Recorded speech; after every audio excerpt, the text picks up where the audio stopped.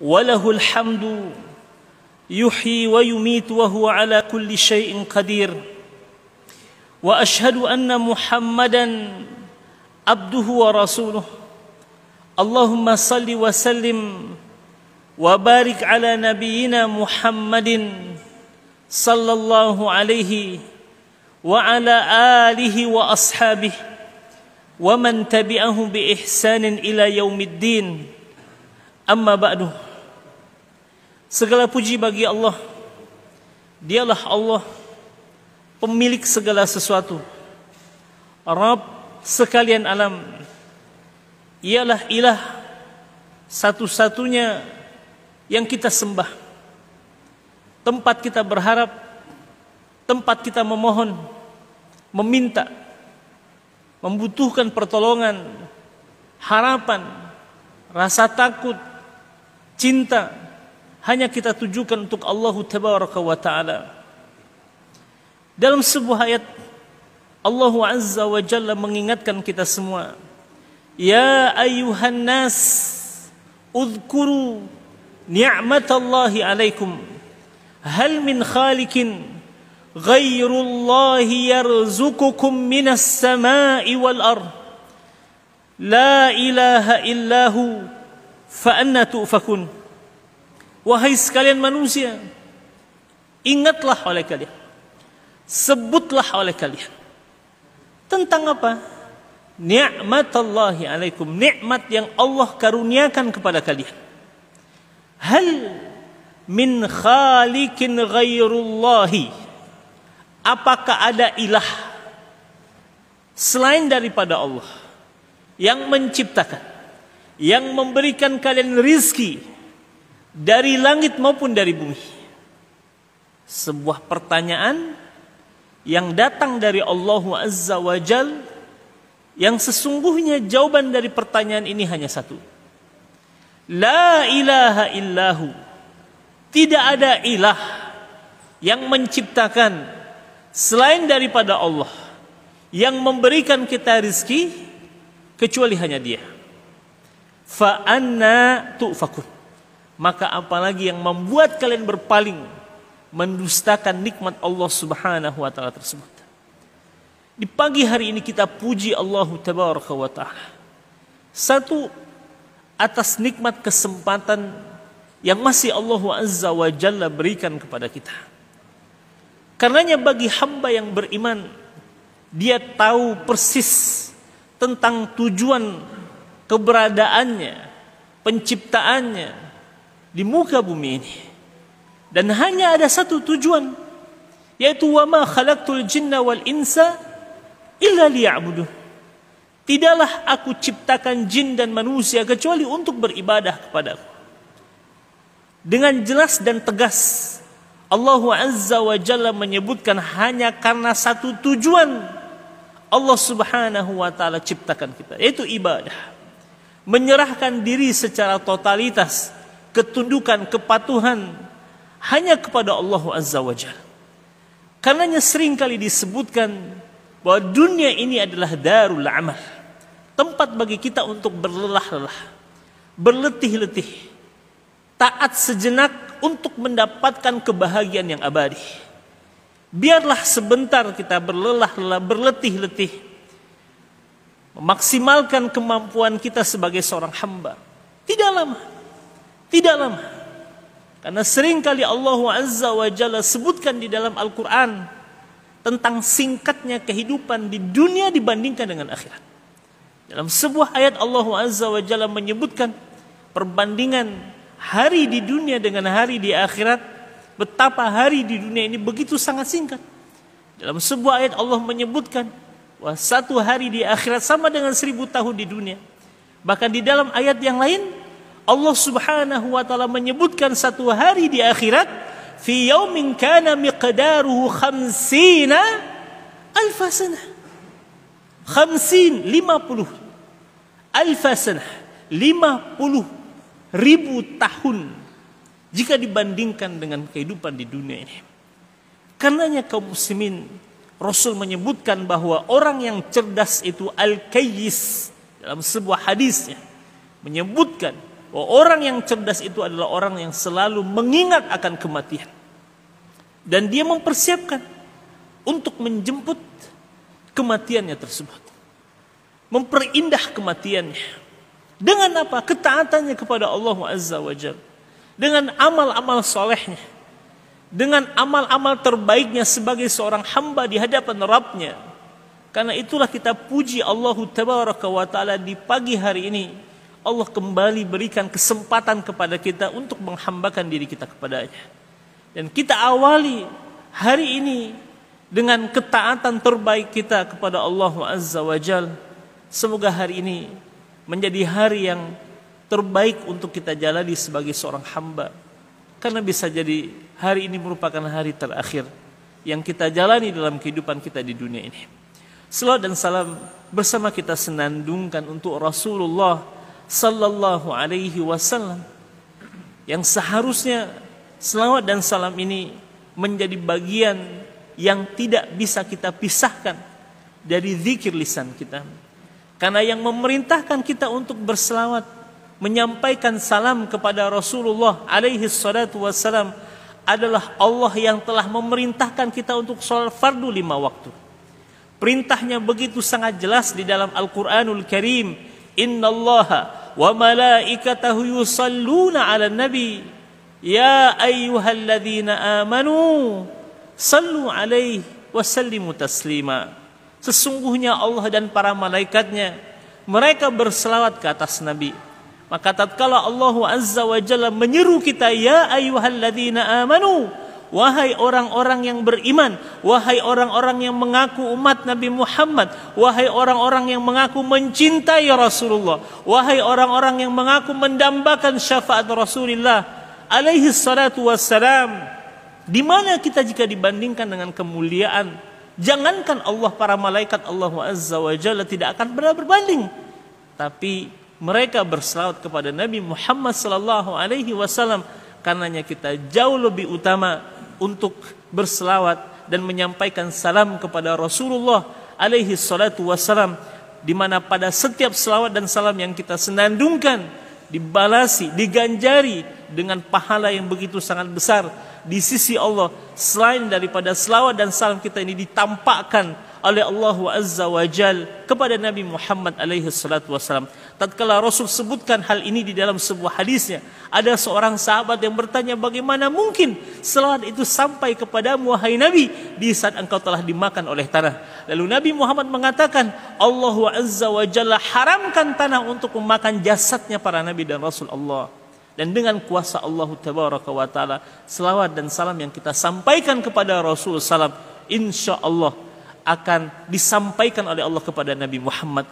Karenanya semakin banyak, semakin sering kita berselawat dan menyampaikan salam kepada Nabi Muhammad, kita akan menjadi umat yang berpeluang untuk dikenal oleh Rasulullah, untuk diketahui oleh Nabi Muhammad alaihi salatu wassalam, disebabkan banyaknya selawat dan salam yang kita sampaikan kepada Nabi Muhammad alaihi salatu wassalam. Karenanya jadikan ia menjadi bagian dari senandung lisan kita yang kita niatkan karena mahabbah, cinta kita kepada Rasulullah alaihi salatu wassalam. Tatkala kita berselawat dan menyampaikan salam untuk Rasulullah sallallahu alaihi wasallam. Kaum muslimin dan muslimat rahimani wa rahimakumullah, di subuh hari ini kita kembali melanjutkan pembahasan kita, masih berada pada hadis yang ketujuh, yaitu tentang ad-dinu an-nasihah, di mana di subuh hari ini insyaallah tabaraka wa taala kita akan melanjutkan pembahasan tentang makna an-nasihah. Setelah kita membahas dalam pertemuan yang lalu an-nasihah li rasulihi, nasihat terhadap Rasulullah sallallahu alaihi wasallam, maka di subuh hari ini kita akan masuk kepada pembahasan tentang an-nasihah li a'immatil muslimina, nasihat untuk para pemimpin kaum muslimin. Ini penting untuk kita menjadi ketahui, sehingga menjadi koridor bagi kita untuk memberikan nasihat kepada para pemimpin yang telah diamanahkan oleh Allah Azza wa Jal memimpin kaum muslimin.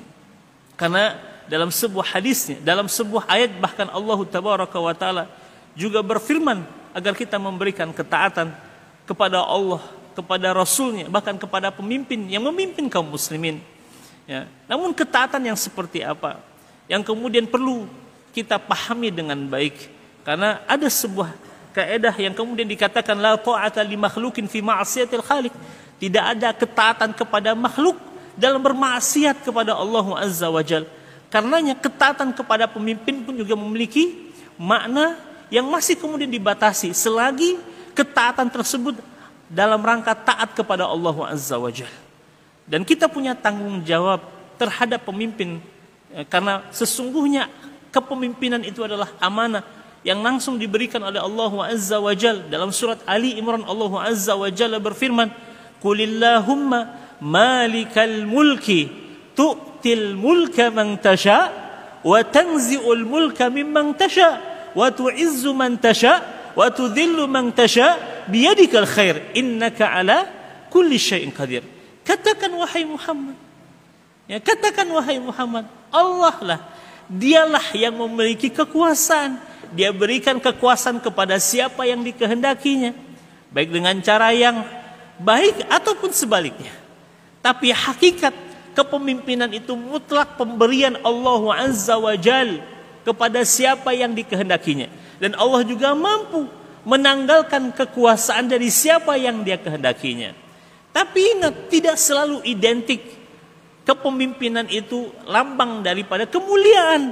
Karena bisa jadi Allah memberikan kemuliaan, ya, tanpa ada kepemimpinan, sebagaimana Allah Azza wa Jalla juga bisa menghinakan walaupun kepemimpinan itu bisa diberikan. Ini perlu kita pahami dengan baik. Sekali lagi, kepemimpinan bukanlah lambang kemuliaan. Tapi kepemimpinan itu adalah amanah yang datang dari Allah Azza wa Jal. Dan kalau kita lihat lembaran salafus saleh tatkala diamanahkan sebagai pemimpin, mereka menolak kepemimpinan itu karena mereka tahu tanggung jawab begitu sangat besar di pundak mereka. Tapi jika kemudian lulus dari ujian kepemimpinan, maka di dalam sebuah hadis Rasulullah SAW menyebutkan termasuk di antara golongan yang kelak akan mendapatkan naungan di sisi Allah Azza wa Jalla kelak di hari di mana tidak ada naungan kecuali naungan dari Allah Azza wa Jalla. Dan golongan pertama yang disebutkan oleh Nabi Muhammad adalah imamun adil, pemimpin yang adil, pemimpin yang bisa menegakkan keadilan di tengah-tengah, ya, kaum muslimin, di tengah-tengah umat ini. Lihat di zaman Khalifah Umar bin Abdul Aziz bagaimana, ya, seorang tabi'in ini, bahkan dalam beberapa riwayat disebutkan, para ulama-ulama sejarah menyebutkan tentang beliau ini termasuk dalam deretan Khulafa Ar-Rasyidin. Ya, sebagian kecil dari ulama sejarah menggolongkan Umar bin Abdul Aziz minal Khulafa Ar-Rasyidin setelah Abu Bakar As-Siddiq, Umar ibn Khattab, Uthman ibn Affan, Ali ibn Abi Talib radhiyallahu anhum. Dan yang kelima, sebagian ulama sejarah menggolongkan Umar bin Abdul Aziz yang merupakan cucu dari Umar bin Khattab menjadi bagian dari deretan Khulafa Ar-Rasyidin. Kenapa? Karena keadilannya, karena ketakwaannya, karena keilmuannya, karena kezuhudannya terhadap dunia yang begitu sangat luar biasa. Tatkala ia ditunjuk oleh khalifah untuk melanjutkan estafeta kepemimpinan kaum muslimin, apa yang dilakukan oleh Umar bin Abdul Aziz? Apakah kemudian dia membuat syukuran massal mengundang kaum muslimin makan 7 hari 7 malam? Demi Allah, tidak dilakukan oleh Umar bin Abdul Aziz. Selain ia kemudian selalu menangis di malam harinya, meminta ampun kepada Allah Azza wa Jal. Dan masa kepemimpinan tidak lebih dari 3 tahun, Bapak Ibu sekalian. Tidak lebih daripada 3 tahun. Tapi lihat bagaimana pencapaian kaum muslimin di masa Umar bin Abdul Aziz. Bagaimana ia menerapkan keadilan di tengah-tengah umat ini. Bahkan dalam beberapa riwayat yang sangat masyhur diceritakan pada masa kekhilafaan Umar bin Abdul Aziz, bahkan binatang buas tidak lagi makan binatang jinak. Bahkan mereka makan di tempat yang sama, minum dari tempat yang sama. Karenanya keadilan seorang pemimpin dirasakan bukan hanya oleh manusia, bahkan makhluk Allah Subhanahu wa taala yang lainnya.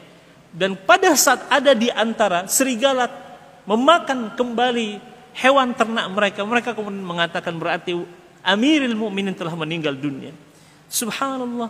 Di saat ia meninggal dunia, tatkala ia memanggil 19 orang anak-anaknya, dari istri yang bernama Fatimah, Umar bin Abdul Aziz menangis. Kenapa? Karena dia akan meninggalkan anak-anaknya dalam keadaan miskin. Seorang khalifah, di mana wilayah kekuasaan di masa Umar bin Abdul Aziz sampai ke wilayah Asia Tengah, ke wilayah Samarkand, sampai ke wilayah Asia Tengah. Sebuah pencapaian begitu sangat luas. Khalifah dengan wilayah kekuasaan begitu sangat luas, dia menangis di akhir hidupnya akan meninggalkan anak-anaknya dalam keadaan miskin. Tatkala datang kepadanya seorang tabi'in bernama Salamah bin Dinar, memberikan nasihat kepada Umar bin Abdul Aziz. Nah, ini termasuk nasihat yang terhadap pemimpin kaum muslimin. Dia datang kepada Umar bin Abdul Aziz untuk menyampaikan nasihat. Nasihatnya ada dua. Satu, agar Umar bin Abdul Aziz menetapkan bagian anak keturunannya dari Baitul Mal. Yang kedua, agar Umar bin Abdul Aziz mewasiatkan anak-anaknya kepada karib kerabatnya paling tidak, atau kepadanya atau kepada siapapun untuk mengurusi anak-anaknya sepeninggalnya. Lihat apa yang dikatakan oleh Umar bin Abdul Aziz kepada Salamah bin Dinar dan kaum muslimin yang ada di sekitarnya. Demi Allah, kata Umar bin Abdul Aziz, saya tidak pernah menahan hak-hak anak saya, sebagaimana saya tidak pernah memberikan sesuatu yang bukan menjadi hak mereka. Sebuah kalimat yang begitu sangat indah dari seorang ayah yang bertanggung jawab terhadap anak keturunannya. Saya tidak pernah menahan sesuatu yang menjadi hak bagi anak-anak saya, sebagaimana saya tidak pernah memberikan sesuatu yang bukan menjadi hak mereka. Ya. Adapun engkau minta agar aku berwasiat kepada karib kerabat atau kepada siapapun untuk mengurusi anak-anakku, demi Allah, aku telah berwasiat kepada Allah Azza wa Jal agar Allah mengurusi mereka sepeninggalku. Ditinggalkan wasiatnya kepada Allah Azza wa Jal, bukan ketergantungan kepada makhluk, tapi dia langsung serahkan urusannya kepada Allah Azza wa Jal agar Allah mengurusi anak-anak mereka. Dan Allah adalah ni'mal maula, ni'man nasir, sebaik-baik maula, tempat kita meminta, tempat kita menolong, tempat kita bertawakan. Dan dikatakan, aku telah titipkan anak-anakku ini kepada Allah Azza wa Jalla. Adapun mereka 19 orang anakku ini, sepeninggalku, mereka ini bisa jadi menjadi salah satu dari dua kemungkinan. Kemungkinan pertama, mereka akan menjadi anak yang soleh, anak yang berbakti, anak yang taat, anak yang bertakwa kepada Allah. Di saat mereka bertakwa kepada Allah, Allah katakan di dalam Al-Quran, wa may yattaqillaha yaj'al lahu makhraja wa yarzuqhu min haitsu la yahtasib. Barang siapa yang bertakwa kepada Allah, maka Allah akan jadikan untuknya jalan keluar atas setiap masalah yang dihadapinya, dan Allah akan memberikan rezeki kepadanya dari jalan yang tidak disangka dan duga. Kemungkinan pertama, mereka akan menjadi anak yang soleh. Atau kemungkinan yang kedua, mereka menjadi anak yang taleh. Taleh lawan dari saleh. Mukibun alal ma'asi, bergelimangan maksiat. Dan saya tidak ingin menjadi orang yang mensupport, mendukung, menyokong kemaksiatan mereka dengan harta yang kutinggalkan kepada mereka. Karenanya coba panggilkan anak-anakku kembali. Dipanggil 19 orang anaknya. Di hadapan Umar bin Abdul Aziz, dihadapkan anak-anaknya. Dia tatap wajah anak-anak satunya. Ada kesedihan yang dia rasakan karena dia akan meninggalkan anaknya dengan kondisi mereka saat itu. Tapi dia kuatkan dirinya. Sebagai seorang ayah, dia katakan di hadapan anak-anaknya, wahai anak-anakku, laqad taraktukum khairan katsira. Sungguh aku telah meninggalkan kalian. Lihat, Bapak Ibu sekalian, ini menjadi perhatian kita, ayah. Tentang apa yang kita wariskan kepada anak-anak kita. Apakah hanya semata-mata harta? Demi Allah tidak. Demi Allah, bukan semata-mata harta yang ingin kita wariskan kepada anak keturunan kita. Lihat ungkapan Umar bin Abdul Aziz kepada anak-anaknya. Laqad taraktukum khairan katsira. Sungguh aku telah meninggalkan untuk kalian. Apa? Apakah mal? Harta? Bukan. Khairan katsira, kebaikan yang begitu sangat banyak. Tidaklah kalian berjalan di hadapan kaum muslimin, bahkan di hadapan kafir zimmi sekalipun, melainkan mereka akan merasa kalian ini adalah tanggung jawab mereka. Mereka akan merasakan kalian ini adalah anak-anak mereka. Sekarang kata Umar bin Abdul Aziz, kuberikan dua pilihan kepada kalian. Satu, kucukupkan harta kalian, tapi ayah kalian akan masuk neraka. Tapi yang kedua, ya, kalian hidup dengan kondisi kalian saat ini, dan insya Allah ayah kalian akan masuk surga. Dan Umar katakan, namun saya yakin anak-anakku sekalian, kalian akan memilih pilihan yang kedua tatkala menyelamatkan ayah kalian dari azab api neraka. Subhanallah. Qumu, sekarang bangkitlah nak. Bangun nak. Asamakumullah, Allah akan jaga kalian. Qumu, bangkit nak. Razaqakumullah, Allah akan cukupkan rezeki kalian. Subhanallah. Nilai tauhid yang ia wariskan kepada anak keturunannya. Akidah yang kokoh, iman yang sempurna. Dan sepeninggal Umar bin Abdul Aziz, kaum muslimin begitu sangat penasaran dengan kondisi anak-anak Umar bin Abdul Aziz. Dan dikatakan demi Allah, tidak ada satupun dari anak-anak Umar bin Abdul Aziz yang tidak diberikan kecukupan oleh Allah Azza wa Jalla. Tapi mewariskan iman, ketakwaan, keadilan yang begitu luar biasa. Karenanya terhadap para pemimpin kita punya tanggung jawab. Tanggung jawab salah satunya adalah an-nasihat. Nasihat. Dan dalam hal ini nasihat terhadap pemimpin artinya adalah iradatul khairi lil mansuhi lahu. Menginginkan kebaikan terhadap orang yang kita berikan nasihat kepadanya. Ya. Nah, namun sebelum kita membahas bagaimana bentuk nasihat terhadap para pemimpin kaum muslimin, bahwa a'immah ini jamak dari kata imam. A'immah jamak dari kata imam. Wal imam, dan imam itu artinya adalah al-qudwah, yang diikuti, yang dicontoh, yang ditaati, yang dijadikan sebagai rujukan, model. Bapak Ibu sekalian, dalam sebuah ayat Allah Azza wa Jalla berfirman, terdapat dalam surat An-Nahl ayat 120, Inna Ibrahim kana ummatan qanitan lillah. Sesungguhnya Nabi Ibrahim itu adalah pemimpin yang taat kepada Allah Azza wa Jalla. Ya, artinya adalah qudwah. Ya, qudwah yang diikuti, yang diteladani, yang dicontoh Bapak Ibu sekalian. Wa minhu qaulu ibadur rahman, dan diantaranya adalah perkataan hamba-hamba Allah yang Maha Penyayang. Di dalam surat Al-Furqan ayat 74 Allah Azza wa Jalla berfirman, wa ja'alna lil muttaqina imama, dan jadikan kami sebagai pemimpin bagi orang-orang yang bertakwa. Ini adalah ya keinginan para hamba-hamba Allah yang bertakwa, menjadi pemimpin bagi orang yang bertakwa. Ya, subhanallah. Dan mudah-mudahan satu saat nanti insyaallah taala, berdasarkan hadis Nabi Muhammad alaihi salatu wassalam, umat Islam akan menjadi pemimpin dunia ini, ta'ummul ar. Ya, hadis yang begitu sangat sharih, jelas dari Nabi Muhammad.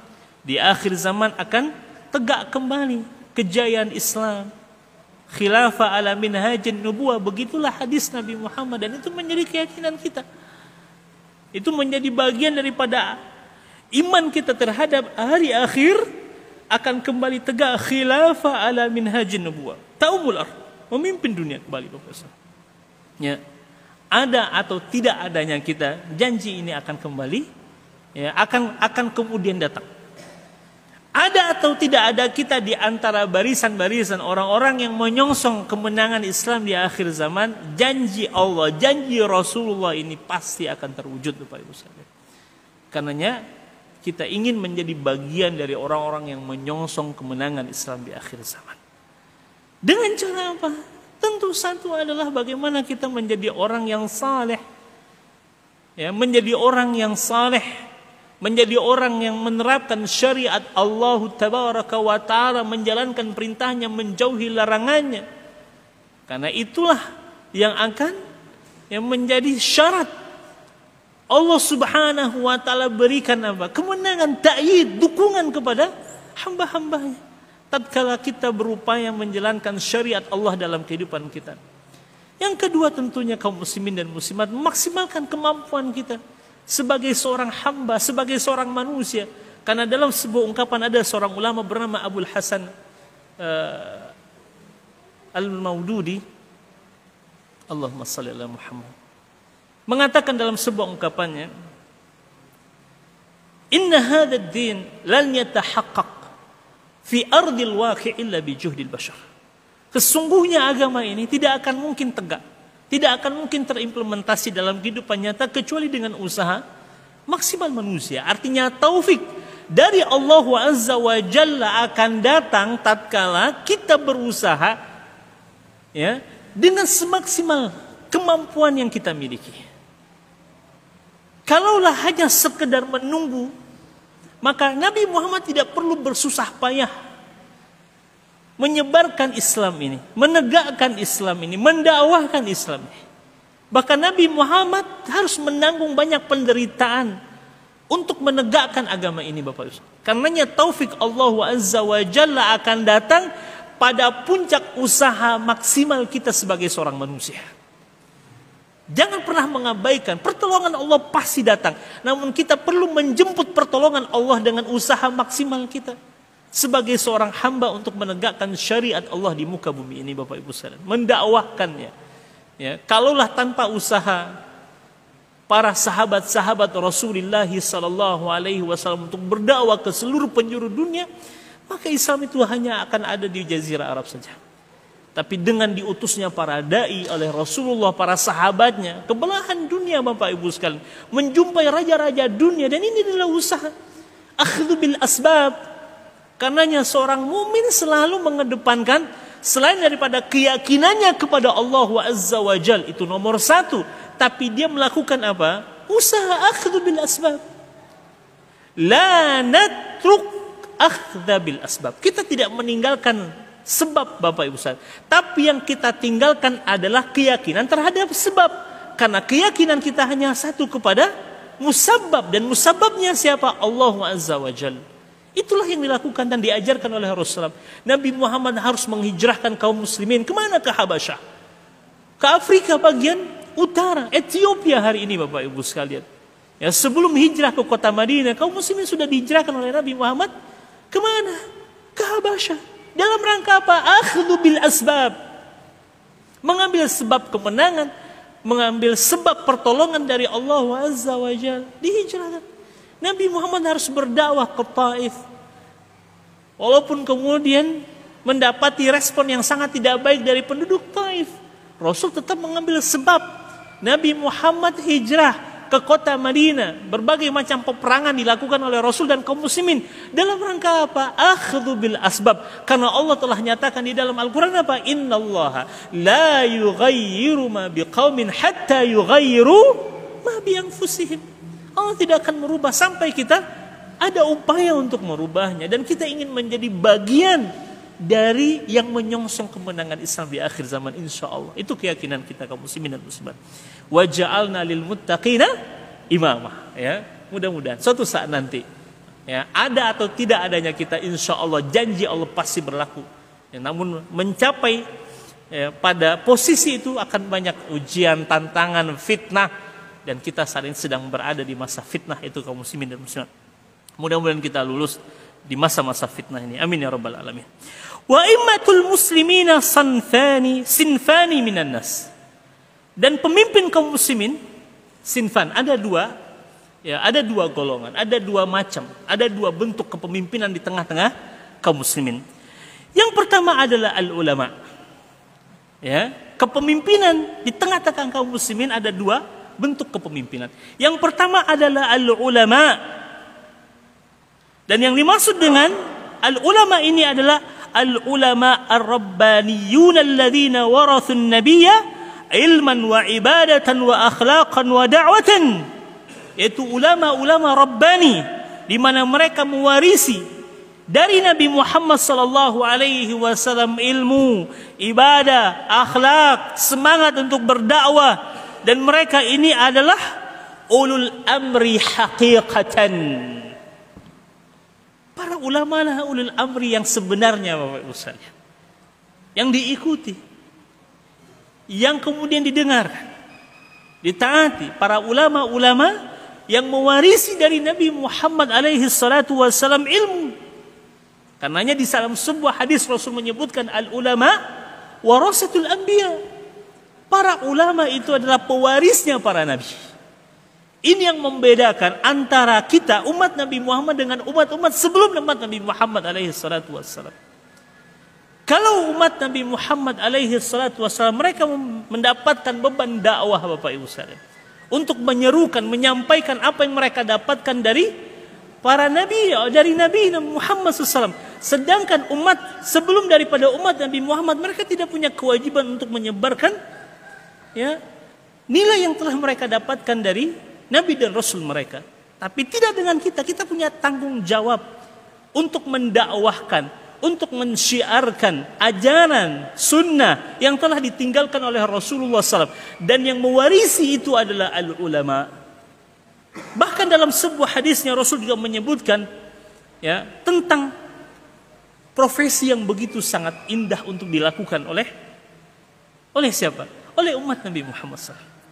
Secara khusus Nabi Muhammad menyebutkan innama bu'istu, apa Bapak Ibu sekalian? Innama bu'istu, memang benar ada satu hadis yang mengatakan innama bu'istu liutammima makarimal akhlak. Tapi secara khusus ada Nabi Muhammad menyebutkan tentang hadis yang mengatakan innama bu'istu mualliman. Sesungguhnya aku diutus untuk menjadi seorang guru, untuk menyampaikan ilmu. Karenanya dikatakan bahwa al-ulama warasatul anbiya. Ulama itu adalah pewaris para nabi yang mewarisi ilmu, ibadah, akhlak dan semangat untuk mendakwahkan al-Islam. Wa haula'i hum ulul amri haqiqah, dan mereka itulah ulul amri yang sebenarnya. Lianna haula yubashiruna al-'amah. Yubashirul 'ama wa yubashiruna al-umara wa yubayyinuna dinallahi wa yad'una ilaihi. Karena para ulama lah yang berinteraksi dengan masyarakat umum. Mereka juga berinteraksi dengan para pemimpin dan mereka menjelaskan agama Allah Azza wa Jalla dan mendakwahkan kepadanya. Para ulama Bapak Ibu sekalian. Karenanya kita ingin semua kita punya tanggung jawab yang sama Bapak Ibu sekalian. Karenanya lihat bagaimana para sahabat semangat mereka untuk menuntut ilmu dan mengajarkan ilmu. Bahkan ia menjadi salah satu cabang daripada cabang keimanan. Menuntut ilmu dan mengajarkan ilmu adalah bagian daripada syu'ab al-iman. Imam Al-Baihaqi di dalam buku yang berjudul Syu'ab al-Iman, dan Rasul dalam sebuah hadis yang menyebutkan al-imanu bid'un wa sittuna atau bid'un wa sab'una syu'bah. Iman itu memiliki 60 atau 70 cabang. Cabang yang paling tinggi adalah qaulu la ilaha illallah, kalimat la ilaha illallah. Dan cabang yang paling rendah adalah menyingkirkan diri dari jalanan kaum muslimin. Dan salah satu dari 70 cabang itu disebutkan oleh Imam Al-Baihaqi dalam kitabnya, bahwa salah satu cabang daripada keimanan adalah menuntut ilmu dan mengajarkan ilmu. Lihat dulu para sahabat Rasulullah SAW untuk menghadiri majelis ilmu. Bahkan Umar ibn Khattab dengan tetangganya yang bernama Aus bin Khawali membuat jadwal kedatangan mereka di majelis Nabi Muhammad. Karena mereka harus juga punya tanggung jawab untuk menafkahi keluarga mereka. Jadi tidak bisa setiap hari hadir di majelis Nabi Muhammad SAW. Sehingga mereka membuat jadwal, ada Umar yang datang, Aus yang kemudian mengurusi kebunnya. Ada hari di mana Aus yang datang, Umar Ibnu Khattab pergi ke ladangnya. Tapi yang datang punya kewajiban untuk menyampaikan ilmu kepada yang tidak datang. Subhanallah. Nah kita semua berpeluang demikian. Dan lihat para sahabat Rasulullah SAW. Selain mereka punya semangat untuk menuntut ilmu, mereka punya semangat untuk mendakwahkan ilmu yang mereka dapati. Lihat bagaimana Abu Dzar Al-Ghifari pada saat dia masuk Islam, Bapak Ibu sekalian, satu-satunya ilmu yang dia ketahui dari agama Allah ini baru kalimat syahadat. Tapi dengan modal 2 kalimat syahadat ini berdakwah di tengah-tengah orang-orang kafir yang sedang menyembah berhala yang ada di sekitar Ka'bah. Dengan modal 2 kalimat syahadat dia pulang ke kampung halamannya di tengah-tengah kaum atau bangsa Ghifar, di mana bangsa Ghifar ini dikenal sebagai bangsa perampok. Dia berdakwah di tengah-tengah kaum yang notabene mereka pekerjaannya adalah merampok kafilah dagang yang melintasi daerah mereka, Bapak Ustaz. Hingga di suatu hari Rasul bersama kaum muslimin di kota Madinah dikagetkan dengan gumpalan debu yang begitu sangat tinggi membumbung. Melihat ada satu rombongan yang datang. Dan Rasul mengatakan, ini adalah rombongannya Abu Dhar dengan bangsa Gifarnya. Masya Allah. Modalnya 2 kalimat syahadah. Tapi semangat dakwahnya merubah kaumnya, Bapak Ibu. Karena kita punya tanggung jawab, Pak. Bukan hanya untuk menuntut ilmu, tapi menyebarkan ilmu, menyampaikan kebaikan, kebenaran di tengah-tengah umat ini. Memberikan nasihat, tentu dengan cara yang baik, sebagaimana yang telah dicontohkan oleh Rasulullah Sallallahu Alaihi Wasallam. Karenanya golongan pemimpin dalam agama Islam yang pertama adalah al-ulama, yang diikuti, yang didengarkan, yang ditaati. Yang kedua, Bapak Ibu sekalian, as-sanfus tsani, golongan yang kedua min a'immatil muslimin, dari kepemimpinan yang ada di tengah-tengah kaum muslimin adalah al-umara al-munaffiduna li syariatillah. Itu para pemimpin. Pemimpin yang diharapkan bisa al-munaffidun, menegakkan, menjalankan apa? Syariat Allah Subhanahu wa taala. Karenanya ketaatan kita kepada pemimpin ini juga ada pembatasannya. Selagi mereka taat kepada Allah, selagi mereka memerintahkan kepada yang ma'ruf, maka ketaatannya kita berikan totalitas. Karena la ta'ata li makhlukin fi ma'siyatil khaliq. Tidak ada ketaatan kepada makhluk dalam bermaksiat kepada Allah Azza wa Jalla. Tidak ada, Bapak Ibu. Kewajiban kita untuk taat kepada pemimpin itu selagi pemimpin kita taat kepada Allah dan memerintahkan kita untuk taat kepada Allah Azza wa Jalla. Namun jika kepemimpinan itu justru membawa kepada kemaksiatan, kita lihat dulu bagaimana para salaf juga telah mencontohkan. Imam Ibnu Taimiyah rahimahullah, karena dia bertentangan dengan kebenaran, maka dia harus kemudian menanggung penderitaan di dalam penjara, Bapak Ibu. Ketika dia harus berhadapan dengan pemimpin yang zalim pada saat itu. Lihat Imam Ibnu Taimiyah, dia katakan di dalam penjaranya, madza yasna a'da'i bi, apapun yang dilakukan oleh musuh-musuhku terhadap diriku, anna jannati fi sadri, kebahagiaan itu ada di dalam hatiku. Wa hiya ma'i aina ma zahabtu, dan kebahagiaan itu selalu menyertaiku kemanapun aku pergi. Fa'idha nafani a'da'i fanafirihlah, sekalipun musuh-musuhku mengusirku dari tanah kelahiranku ini, maka pengusiran terhadap diriku adalah siyahah, tamasya, rekreasi, hiburan bagi diriku. Wasijni khulwa, dan penjara ini bagi diriku adalah khulwah, tempat aku berkhalwat, berdua-duaan dengan Allah Azza wa Jalla. Wa qatli syahada, dan sekalipun pada akhirnya aku dibunuh, maka pembunuhan atas diriku adalah syahid yang selama ini aku dambakan. Jadi ketaatan kepada pemimpin tidak mutlak, Bapak Ibu. Pada saat pemimpin itu memerintahkan kepada mungkar, lihat bagaimana reaksi para ulama. Salafun salih, generasi salaf. Imam Ahmad bin Hanbal juga dipenjara karena bertentangan dengan pemimpin, Bapak Ibu. Ketika pemimpin di masanya itu mengikuti pendapat yang mengatakan Al-Quran adalah makhluk, dan Imam Ahmad bin Hanbal tetap komitmen mengatakan Al-Quran adalah kalamullah. Ketika dia berbeda dengan pemimpin pada masanya, Imam Ahmad dipenjara. Apakah penjara itu membuat beliau berubah keyakinannya? Tidak, Bapak Ibu sekalian. Tidak. Dia tidak ingin menyesatkan manusia, sekalipun dia harus menderita di dalam penjara, Bapak Ibu. Jadi sekali lagi kita mendapati sirah, sejarah di mana dulu salafun saleh mereka berhadapan dengan pemimpin-pemimpin. Mereka menyampaikan nasihat-nasihat walaupun mereka harus menanggung resiko. Mereka harus dipenjara, mereka harus disiksa, mereka mendapatkan penderitaan yang luar biasa. Imam Ahmad bin Hanbal, apakah membuat para murid Imam Ahmad bin Hanbal berhenti belajar dari guru mereka Imam Ahmad bin Hanbal? Tidak, bahkan mereka rela berpenampilan seperti pengemis, duduk di bawah jendela penjaranya Imam Ahmad bin Hanbal untuk mendapatkan ilmu dari guru mereka. Subhanallah. Ya, kita melihat sejarah itu Bapak Ibu sekalian akan terus berulang karena penjara tidak selama, ya, tidak selamanya tempat para kriminalis. Ya, banyak di antara ulama-ulama dalam sejarah Islam mereka dipenjara oleh penguasa zalim.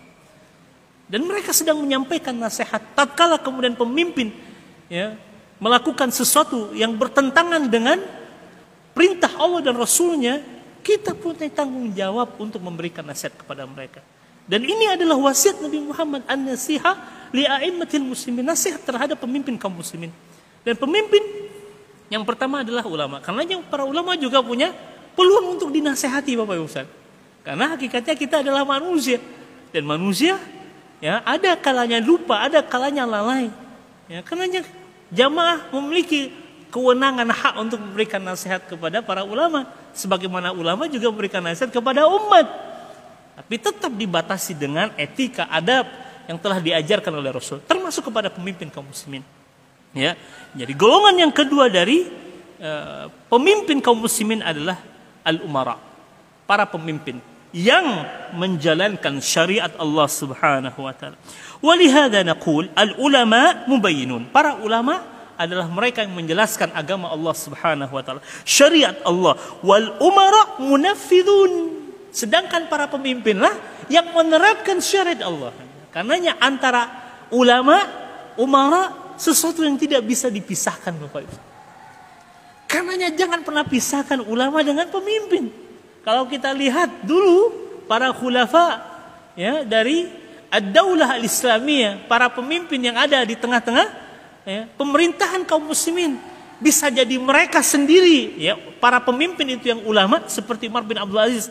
Selain beliau adalah seorang pemimpin, beliau juga adalah alim minal ulama, dia min kibarit tabi'in, termasuk di antara tabi'in yang senior dengan kefakihannya, dengan pemahaman yang begitu sangat luas terhadap Islam. Atau bisa jadi para pemimpin kaum muslimin itu mereka tidak pernah, ya, meninggalkan majlis muzakarah dengan para ulama.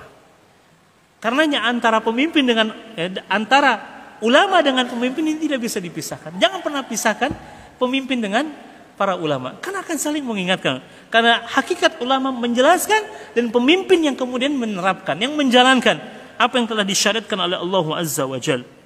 Ya, sekali lagi, al ulama mubayyinun, para ulama yang menjelaskan, wal umara munaffidun, sedangkan para pemimpin yang menjalankan, yang menerapkan. Yajibu alaihim ayunaffidhu syariat Allah. Kewajibannya adalah apa? Menerapkan, menegakkan, menjalankan syariat Allah Subhanahu wa taala fi anfusihim wa fi ibadillah, baik pada diri mereka maupun pada hamba-hamba Allah yang lainnya. Dia punya tanggung jawab Bapak Ibu sekalian. Pemimpin itu punya tanggung jawab besar. Dalam hal apa? Dalam hal menegakkan syariat Allah Tabaraka wa taala. Karena satu-satunya solusi atas semua persoalan yang ada di muka bumi ini, ya, tidak lain. Ini menjadi keyakinan kita, dan nggak boleh orang, ya, kemudian menyalahkan keyakinan ini, karena ini keyakinan kita. Allah sebutkan di dalam Al-Quran, Rasul sebutkan di dalam Al-Sunnah. Apa keyakinan? Al-Islamu huwal hal. Islam adalah solusi atas semua persoalan yang di muka bumi ini. Syariat Allah lah yang menjadi solusi atas semua persoalan di muka bumi ini.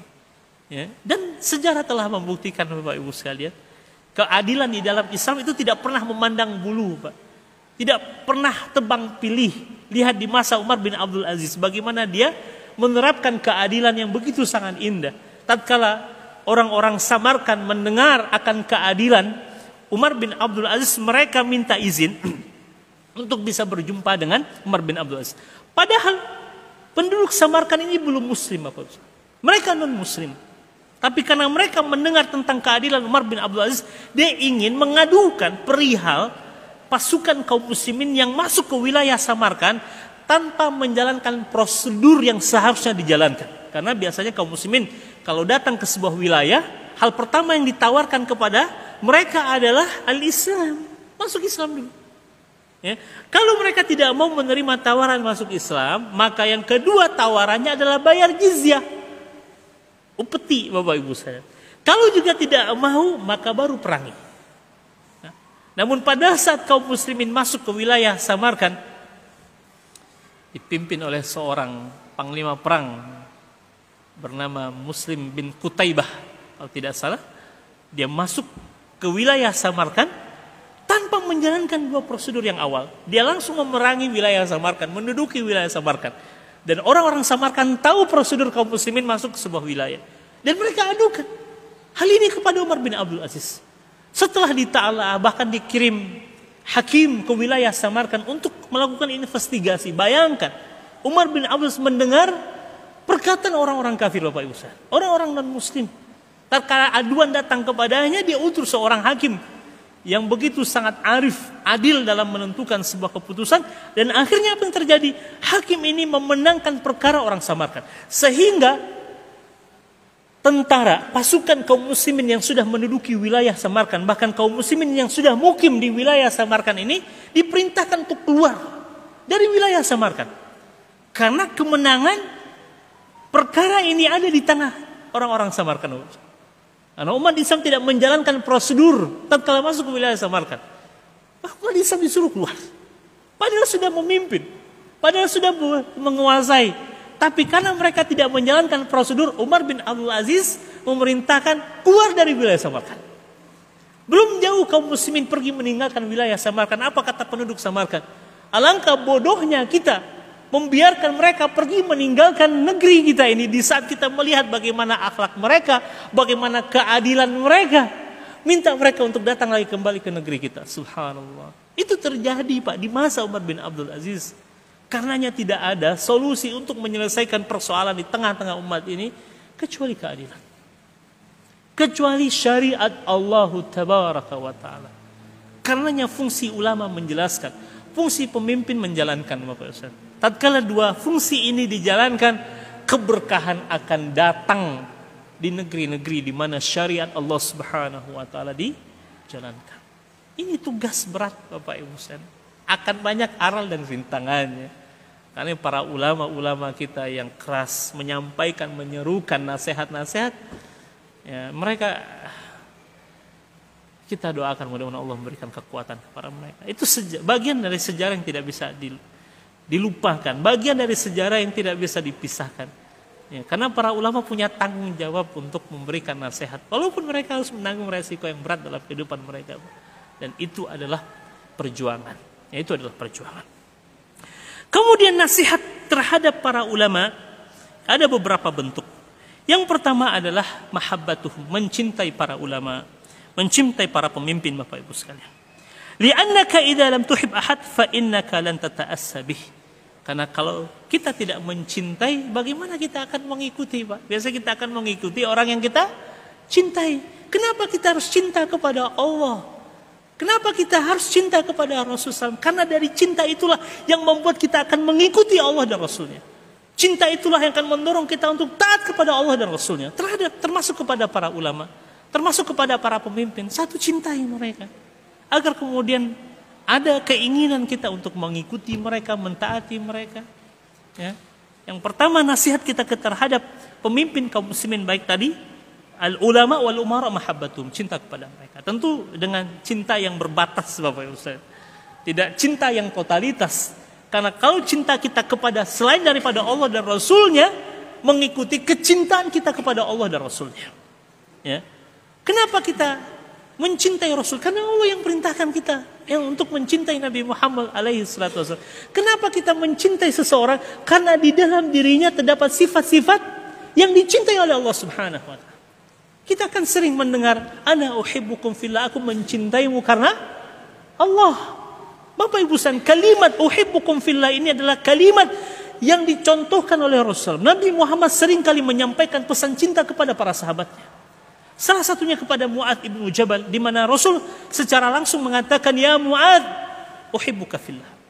Wahai Mu'adz, aku mencintaimu karena Allah. Pernah ada seorang sahabat duduk bersama Rasul, lalu lewat seorang sahabat di hadapan mereka, lalu sahabat yang duduk dengan Nabi Muhammad mengatakan, ya Rasul, aku mencintainya karena Allah. Lalu Rasul mengatakan, apakah engkau telah memberitahunya bahwa engkau mencintainya karena Allah? Belum. Kata Rasul, a'limhu, kabari dia, beritahu dia kalau engkau mencintainya karena Allah Subhanahu wa Ta'ala. Karena cinta di dalam Islam ini memiliki nilai, Bapak Ustaz, derajat yang tinggi, ya, termasuk kepada para ulama, kepada para pemimpin. Tapi kecintaan kita kepada mereka dibatasi dengan kecintaan kita kepada Allah dan Rasulnya. Jangan sampai kecintaan kita kepada mereka melebihi daripada kecintaan kita kepada Allah dan Rasulnya. Dan yang membuat kita cinta kepada mereka karena sifat dalam diri mereka terdapat hal-hal yang dicintai oleh Allah Subhanahu wa taala. Yang kedua, ya, bentuk nasihat terhadap para pemimpin adalah muawwanatuhum wa musa'adatuhum fi bayanil haqqi. Ya, membantu mereka, menolong mereka dalam menjelaskan kebenaran. Bapak Ibu sekalian, jika ada kebaikan yang datang dari kami di majelis-majelis ini, maka sampaikan kepada yang lainnya. Ya, sebarkan kepada yang lainnya, karena ini adalah bentuk daripada nasihat terhadap a'immatil muslimina. Ya, fatunashiru kutubahum, ya, sebarluaskan ilmu mereka, ya, buku-buku para ulama bil wasail al-i'lamiyah dengan sarana-sarana yang hari ini sangat, ya, ini salah satunya, mudah-mudahan bagian dari amal jariah insyaallah taala, ya. Masya Allah. Hari ini berbagai macam sarana bisa kita lakukan untuk menyebarkan kebaikan di tengah-tengah umat ini, ya. Fi kulli zaman wa makan, ya. Di setiap waktu tempat, ya, punya cara untuk menyebarkan ilmu. Dulu para ulama kita, mereka memang bertaburan ke seluruh penjuru dunia untuk menyampaikan kebaikan. Kenapa? Ya, imam madhab atau madhab dari imam yang 4 ini begitu bertahan hari ini? Apakah madhab di dalam Islam hanya dibatasi oleh 4 mazhab ini? Tidak, Pak. Madhab banyak, ya, para imam-imam mazhab itu banyak. Namun yang begitu sangat familiar, ada 4 mazhab, yaitu Imam, ya, Ahmad, Imam Malik, Imam Ahmad bin Hanbal, kemudian Imam Asy-Syafi'i rahimahumullah. Kenapa? Karena para murid mereka menyebarkan, luaskan ilmu yang mereka dapatkan dari guru-guru mereka. Jadi yang membuat 4 mazhab ini bertahan sampai hari ini karena murid-murid daripada para imam-imam ini menyebar, luaskan ilmu yang mereka dapatkan dari guru-guru mereka. Karena yang bertahan, yang paling banyak hari ini adalah 4 mazhab ini, Bapak. Sedangkan imam mazhab itu lebih daripada 4, ya.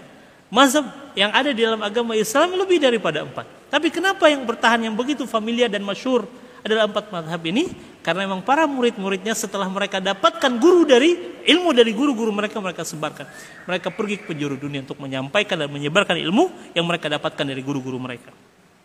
Yang ketiga, Bapak Ibu sekalian, bentuk, ya, wasiat atau nasihat kita kepada a'immatil muslimin adalah adzabbu an a'radihim. Membela kehormatan mereka, ya. Ini penting, Bapak Ustaz. Ya, membela kehormatan para guru kita, para pemimpin kita. Wa idza nasiba ila ahadin minal ulama ar-rabbaniyin syai' yastankiru fa 'alaika an tattakhidha hadhihi al-marahil.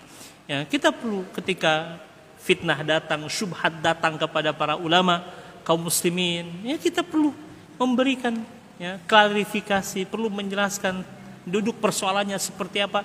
Karena mereka punya hak untuk dijaga kehormatan dan kemuliaannya, Bapak.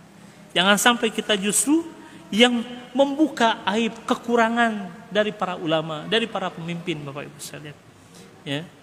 Bahkan dalam sebuah hadis Rasul mengatakan, man dzabba an aradi akhihi bil ghibah, barang siapa, kata Rasulullah, yang menjaga kehormatan, belum lagi para ulama dan para pemimpin, tapi saudaranya dari perbuatan ghibah, dia jaga kehormatan, kemuliaan para pemimpin mereka, ulama-ulama mereka dari perbuatan ghibah, maka dalam hadis ini Allah haramkan bagi neraka atas dirinya. Subhanallah. Dan berarti sebaliknya, Bapak Ibu sekalian, kalau kita justru yang mencemarkan nama baik para ulama, para pemimpin, apalagi itu fitnah, ya, na'udzubillahi min zalik, maka ancamannya juga lebih besar. Bahkan, ya, dalam sebuah peristiwa, ya, Bunda Aisyah radhiyallahu anha pernah diingatkan oleh Rasulullah SAW ketika Bunda Aisyah begitu sangat cemburu kepada Sofia. Siapa Sofia? Istri Nabi Muhammad. Dan Aisyah menyebut tentang satu kekurangan yang dimiliki oleh Sofia. Dan itu bukan kekurangan yang berbentuk perbuatan, tapi, ya, adalah fisiknya Sofia yang pendek, Bapak Ibu sekalian. Itu saja yang disebutkan oleh Aisyah di hadapan Rasul. Apa kata Nabi kepada Aisyah? Ya Aisyah, laqad qulti kalimatan. Wahai Aisyah, sungguh engkau telah mengucapkan satu kalimat yang jika engkau celupkan kalimat itu di lautan, maka cukup dengannya engkau telah mencemarkan lautan seluruhnya, wahai Aisyah. Padahal yang disebut oleh Aisyah hanyalah masalah fisiknya, Pak, pendeknya Sofia. Tapi Rasul begitu sangat tegas mengingatkan Aisyah radhiyallahu anha. Apalagi para ulama perlu dijaga kehormatannya, kemuliaan. Bukan berarti para ulama ya bersih dari kekurangan, tidak. Ya, karena kita juga manusia, Bapak Ibu sekalian. Pasti ada kekurangan, pasti ada kesalahan, pasti ada kekhilafan, pasti ada aib yang melekat pada diri para ulama. Tapi kewajiban kita adalah menjaga kehormatan dan kemuliaan mereka, ya, tentu dengan cara-cara yang baik. Kemudian kaum muslimin dan muslimat yang dirahmati Allah Subhanahu wa taala, bentuk nasihat terhadap para pemimpin juga adalah annaka idza ra'aita minhum khata' fala taskut, ya. Jika engkau melihat kekurangan, kesalahan pada diri para ulama, maka jangan diam. Wa taqulu hadza a'lam minni bal tunakish bi adabin wa ihtiramin li'annahu ahyanan yakhfa 'ala al-insan al-hukma fayunabbihu man huwa duna fil ilmi fayantabi wa hadha minan nasiha lil ulama. Kalaupun Bapak melihat ada kesalahan, ada kekurangan, ada kekhilafan dari para ulama misalkan Bapak Ibu sekalian, maka nggak boleh diam juga. Kita punya tanggung jawab untuk menasihatinya, tapi dengan cara yang baik. Tetap berpositif thinking, dia lebih tahu, dia lebih berilmu. Ya, maka sampaikan dengan cara yang baik, dengan penuh penghormatan, dengan penuh adab. Dan Rasul telah mencontohkan bagaimana ia memberikan nasihat kepada para sahabat-sahabatnya. Begitu sangat indah. Tidak ada orang yang dinasihati Rasul yang hatinya tersakiti, yang hatinya kemudian dongkol, walaupun dengan cara-cara yang setiap orang Rasul punya cara tersendiri, tidak disamakan. Yang memberikan nasihat Rasul tahu orang dengan model seperti ini caranya. Orang dengan model seperti ini caranya. Tidak disamakan oleh Rasul. Tatkala ada orang yang kencing di dalam Masjid Nabawi, apakah Rasul main hantam, pukul? Tidak, Pak. Rasul tahu ini orang Arab Badui. Orang Arab Badui yang mohon maaf kehidupan mereka jauh dari peradaban, sembarangan gitu kan. Tatkala para sahabat hendak memukulnya, kata Rasul, jangan pukul dia. Biarkan dia tuntaskan hajatnya. Artinya biar selesaikan aja dulu, buang air kecil ya di situ. Itu subhanallah hikmah yang luar biasa. Karena Rasul tahu, Pak, kalau sempat tuh dilarang, dipukul, dia berlari, maka kencingnya akan tersebar di mana-mana. Udah biarin aja dulu, kata Rasul. Lalu kemudian dikatakan oleh Nabi Umar, ambilkan air, siram tuh kencingnya. Dan itu menjadi hikmah bagi orang Arab Badui. Tapi pernah di dalam kesempatan Rasul, ketika melihat ada seorang sahabat memakai cincin yang terbuat dari emas, tanpa berkata-kata Nabi Muhammad mengambil cincin itu dan melemparkannya ke tanah. Karena dia tahu dengan siapa dengan berhadapan, Pak. Orang ini bisa gitu diperlakukan dengan demikian, dia akan menerima ketetapan itu dari Rasulullah SAW. Jadi Rasul tidak menyamakan metode nasihat, cara nasihat. Rasul juga melihat bagaimana kondisi orang ini seperti apa, karakternya, bagaimana kebiasaan. Rasul pelajari itu semua. Dan itu bagian daripada nasihat. Karena nasihat itu hakikatnya kita menginginkan kebaikan. Jangan sampai dengan nasihat yang kita sampaikan justru sebaliknya menjauhkan orang itu dari kebenaran. Na'udzubillahi min zalik. Apalagi terhadap para ulama, tentu kita punya adab, punya etika menyampaikan kebaikan-kebaikan kepada mereka, nasihat-nasihat kepada mereka. Sesama muslim saja kita wajib memberikan nasihat dengan cara yang terbaik, apalagi terhadap para ulama, terhadap para pemimpin kita. Karenanya ketika kita melihat kesalahan dilakukan oleh para ulama, jangan dia sampaikan, tapi dengan cara yang baik tentunya. Yang kelima, Bapak Ibu yang terakhir, antadullahum ala khairin ma yakunu fi da'watin nas. Fa idza ra'aita hadzal 'alim mahabban li nashril ilmi wa yatakallam fi kulli makan wa tara an-nas yatanathaqaluna wa yaquluna hadza afkhal alaina. Hendaklah kita menunjukkan kepada yang lebih baik terhadap apa yang disampaikan tentang manusia. Artinya apa? Tatkala kemudian Bapak Ibu melihat para ulama, para dai menyampaikan ilmu, lalu kemudian ada barangkali metode yang kurang tepat disampaikan oleh para ulama ini, oleh para dai ini, Bapak punya tanggung jawab juga untuk memberikan saran, memberikan masukan. Karena kita terhadap nasihat, Pak, membuka diri, berlapang dada untuk menerima masukan, nasihat siapapun itu yang datang kepada kita memberikan nasihat, termasuk para ulama, termasuk para ustadz, para dai. Jangan hanya pandai untuk memberikan nasihat, tapi juga harus siap menerima masukan, nasihat. Dari siapapun itu Bapak Ibu, siapapun, walaupun anak kecil, walaupun barangkali kita tidak pernah yang mendengar siapa namanya, ya, karena kita seringkali kebiasaan hanya mendengarkan dari orang-orang yang kita akui, yang kita kenal. Tapi siapapun yang datang kepada kita, sebagaimana dulu juga banyak tuh contoh-contoh para salafus saleh mendapatkan nasihat dari orang-orang yang tidak dikenal. Selagi itu benar, mereka akan mengucapkan jazakumullah, terima kasih atas nasihat yang telah diberikan. Karena seorang ulama, seorang dai, seorang ustadz harus siap juga menerima masukan-masukan dari para jamaahnya, dari kaum muslimin. Barangkali ada metode yang perlu diperbaiki, ada kesalahan yang dilakukan, dan harus siap untuk diberikan masukan dan nasihat. Jadi selain daripada apa yang disampaikan, kesalahan yang dilakukan, metode yang dia gunakan dalam berdakwah pun juga kaum muslimin punya kesempatan untuk memberikan masukan. Tentu sekali lagi memperhatikan adab, etika yang harus kemudian diperhatikan, karena Rasul secara khusus mengatakan innama bu'istu liutammima makarimal akhlak. Akhlak ini jauh lebih penting Bapak Ibu sekalian dibandingkan dengan apa? Para ulama sering kali mengatakan al-adab qabla al-ilm. Al-adab qabla al-ilmi. Adab sebelum ilmu. Karena kalau kita sudah beradab, Allah akan mudahkan kita memahami ilmu yang disampaikan oleh para guru kita. Karenanya adab sebelum ilmu. Di majelis ilmu ini ada adab-adab yang perlu kita perhatikan. Kalau kita perhatikan adab-adab itu, itulah insya Allah jalan yang memudahkan kita untuk memahami ilmu yang disampaikan oleh guru-guru kita. Wallahu a'lam bissawab. Aqulu qauli hadza wa astaghfirullah li wa lakum.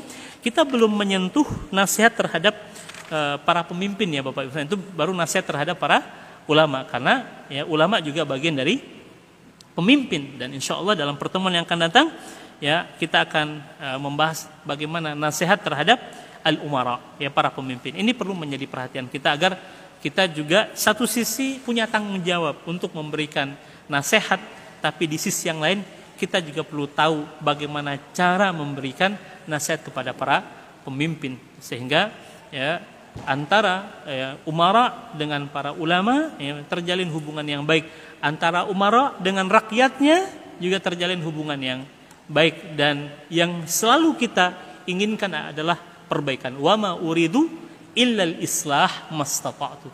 Allah katakan di dalam Al-Qur'an, tidaklah yang kita inginkan kecuali perbaikan. Tentu sesuai dengan kemampuan kita, sesuai dengan kapasitas kita Bapak Ibu sekalian, tempatkan diri kita pada posisi kita masing-masing. Dan itu juga adalah salah satu bentuk nasihat terhadap para pemimpin yang insya Allah secara khusus akan kita bahas dalam pertemuan yang akan datang. Sekali lagi, aqulu qauli hadza wa astaghfirullah li wa lakum, subhanakallahumma bihamdika asyhadu an la ilaha illa anta astaghfiruka wa atubu ilaik. Wassalamu alaikum warahmatullahi wabarakatuh.